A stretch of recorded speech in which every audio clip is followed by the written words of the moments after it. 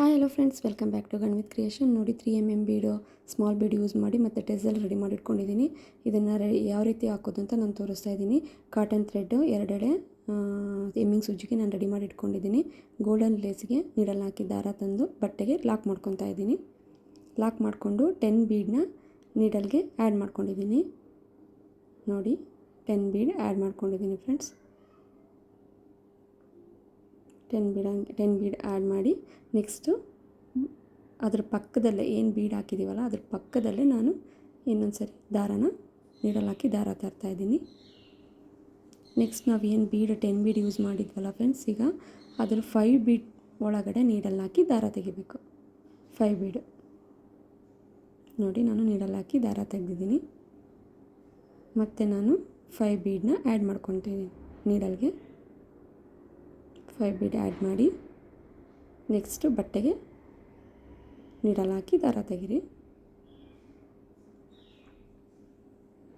Needle ಹಾಕಿ ದಾರ ತೆಗೆದು ಮತ್ತು ಕೆಳಗಡೆಯಿಂದ ನೀಡಲ್ ಹಾಕಿ ದಾರ ತೆಗಿತಾ ಇದ್ದೀನಿ.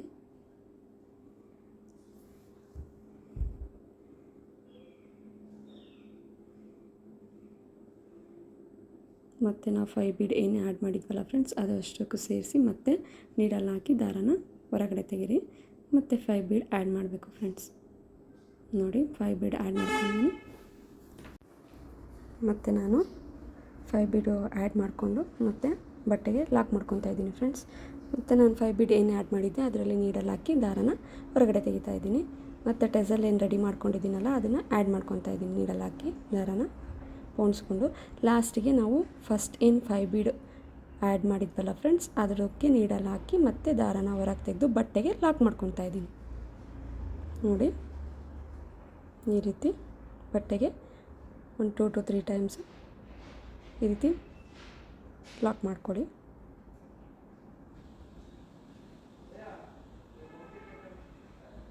ನೋಡಿ ಫ್ರೆಂಡ್ಸ್, ನಾನು 2 to 3 ಟೈಮ್ಸ್ ಲಾಕ್ ಆದಮೇಲೆ ನೆಕ್ಸ್ಟು ಏನೊಂದು 5 ಬೀಡಲ್ಲಿ ನೀಡಲ್ ಹಾಕಿ ದಾರ ತೆಗೆದು ಲಾಸ್ಟಿಗೆ ಕಟ್ಟರಿಂದ ಕಟ್ ಮಾಡ್ಕೊತಾ ಇದ್ದೀನಿ.